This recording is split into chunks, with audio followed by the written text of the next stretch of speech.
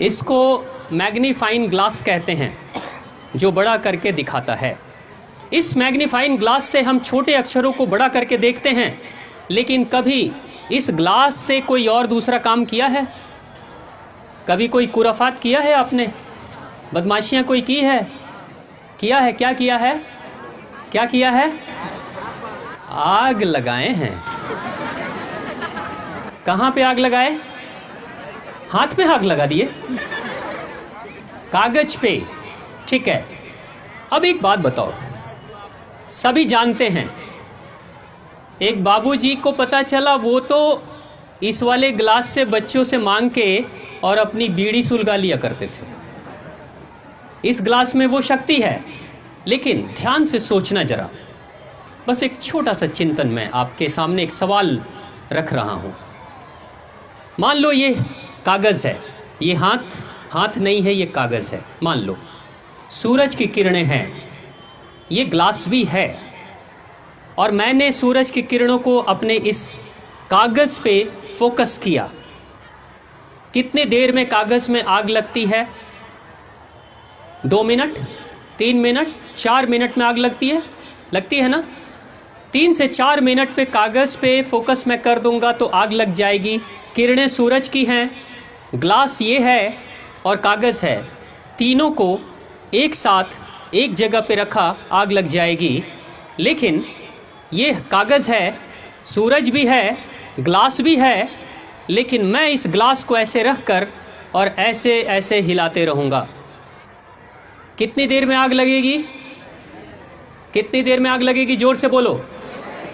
नहीं लगेगी? 1 घंटा, 2 घंटा, दिन भर? नहीं, पूरे दिन भर कागज रहेगा, सूरज की किरणें रहेंगी, ये ग्लास रहेगा, मैं भी रहूंगा, लेकिन आग नहीं लगेगी। क्यों?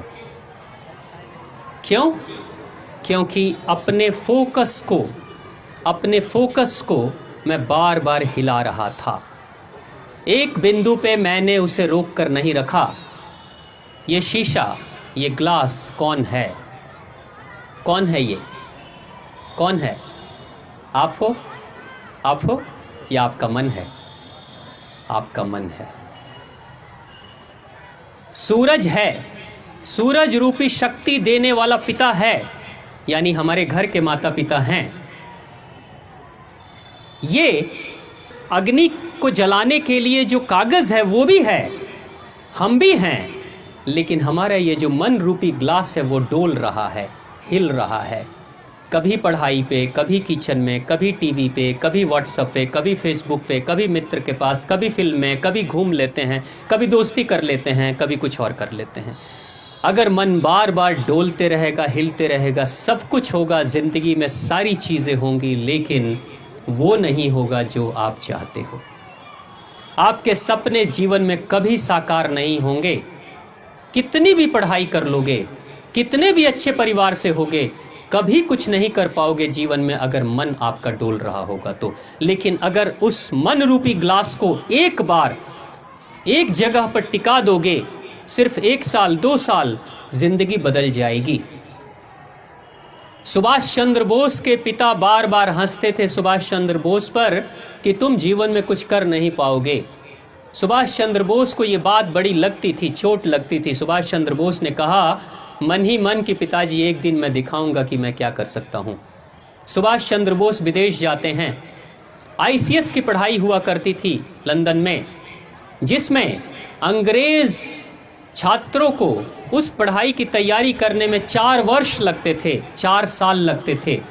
4 साल की पढ़ाई के बाद इम्तहान में बैठते थे, तब कोई पास होता था या कोई फेल हो जाता था। सुभाष चंद्र बोस ने सिर्फ 9 महीने की पढ़ाई की थी और आईसीएस, भारत के पहले आईसीएस बने थे, इंडियन आईसीएस पहले। सिर्फ 9 महीने की पढ़ाई, वो जो 9 महीने अपने मन को रोक दिया ना, आग लग गई थी। जिस समय सुभाष चंद्र बोस भारत छोड़कर जा रहे थे लंदन, बंदरगाह पे उनके रिश्तेदार और वो खुद, उनके अलावा और कोई दूसरा नहीं था।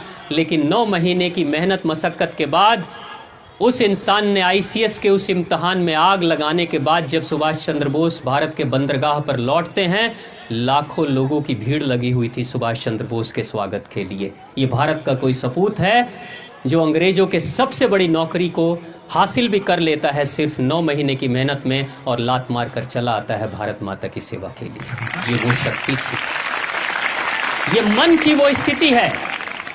जब तुम्हारा मन डोलेगा तो कुछ भी कर लोगे, सपने कितने भी बड़े रखोगे, कुछ नहीं होने वाला है। तब फिर क्या होगा?